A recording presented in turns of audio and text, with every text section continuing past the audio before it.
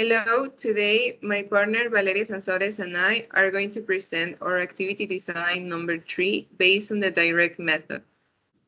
Well, I am going to talk about the description of the method. This method emerged at the end of the 19th century in opposition to the traditional grammar translation method. This method it is not based on an explicit linguistic theory, but it is the idea of language as an instrument of communication used in concrete everyday situations. And the language is learned through the exposure of it, and since little by little the structures and sounds and words are internalized and assimilated. For this reason, the oral proficiency it is privileged over the written one. Also, the use of explicit grammatical explanation is dismissed, and the translation is censored. And I think it is inductive, and the type of language is informal oral language. Now I am going to talk about the approach. Here it has a functional view where language is a vehicle for the expression of functional meaning, and the semantic and communicative dimension are emphasized rather than merely the grammatical characteristics of language. And it leads to an specification on organization of language teaching, content by categories of meaning and function rather than by elements of structure and grammar. Now we are going to talk about the design. First, we have the objective, and I am going to talk about the objective of the method, and my partner is going to talk about the objective of our activity. So first, the primary objective of the direct method is to teach language learners how to use language for communication purposes in the same way the mother tongue is learned. In other words, the goal is to learn a specific number of new words in each lesson in order to communicate effectively in the second language.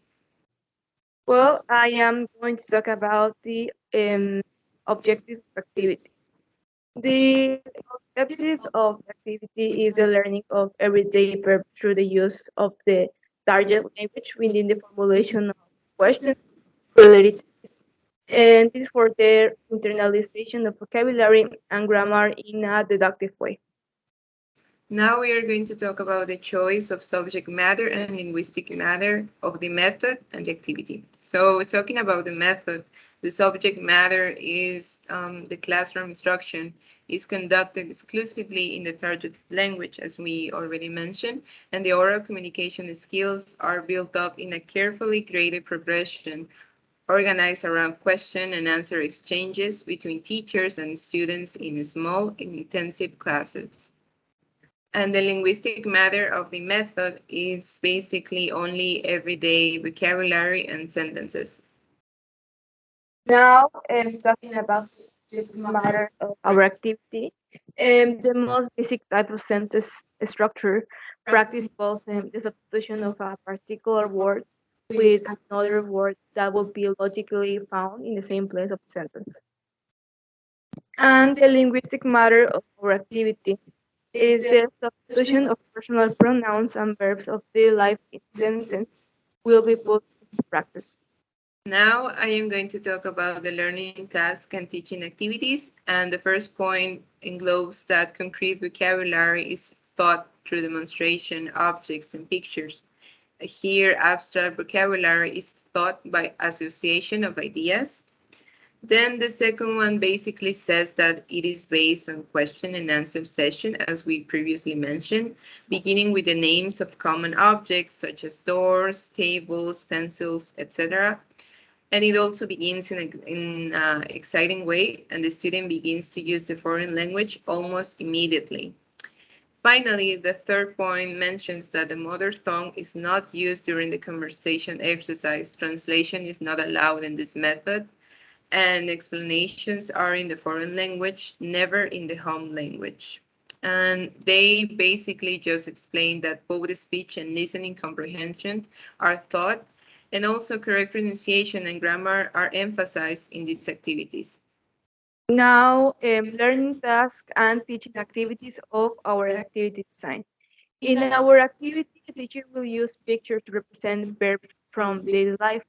Then the teacher will formulate a sentence using the represented verb and encourage the student to repeat the sentence after it.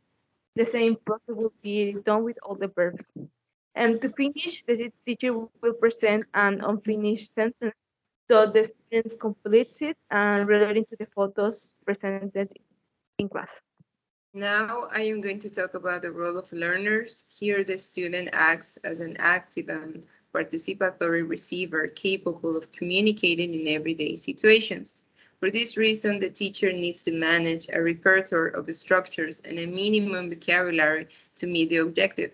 It is also considered very important that the person has a high competence in listening comprehension and good pronunciation, which allow them to communicate satisfactorily. Now, talking about the role of learners in our activity design, the learner must be active and participative in order to achieve a good level of comprehension of the topic presented. All this by using her speaking and listening skills of the English language. Then we have the role of the teachers.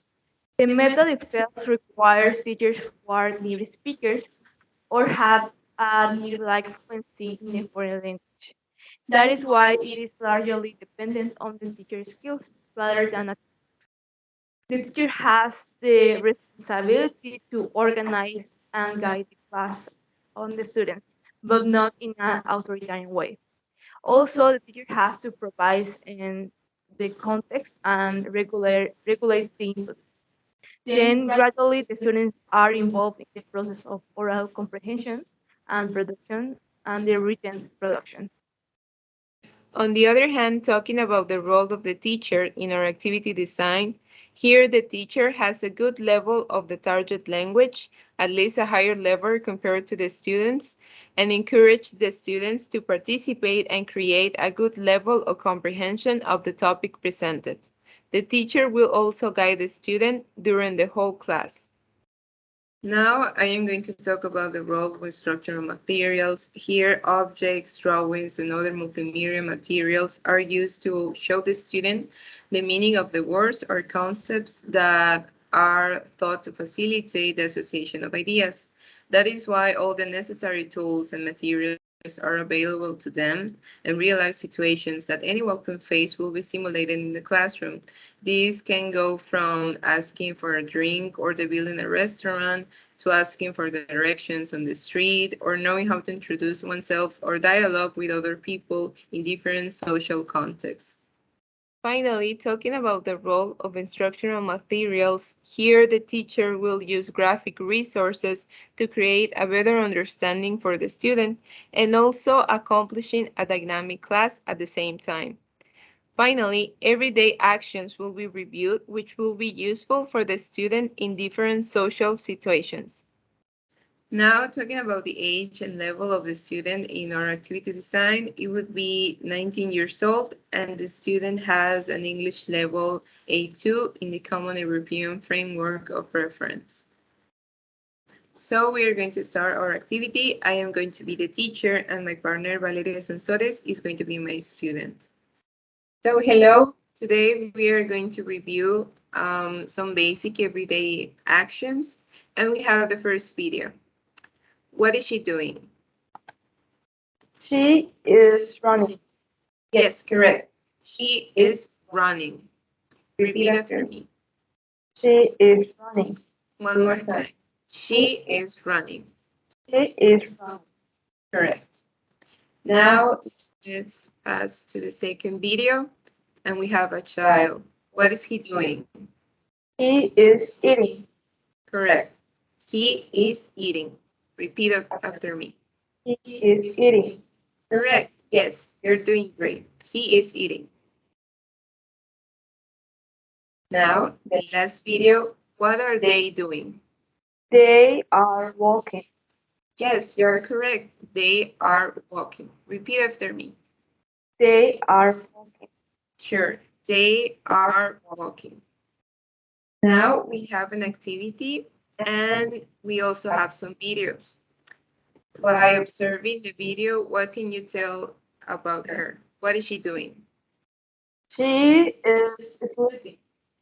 Let's see if you're correct. In fact, yes, she is sleeping. Repeat after me. She is sleeping. Correct. She is sleeping. Now let's do the same thing with this video. What is he doing? He is dancing. Let's check your answer. And you are correct. He is dancing. Repeat after me. He is dancing. Yes, he is dancing.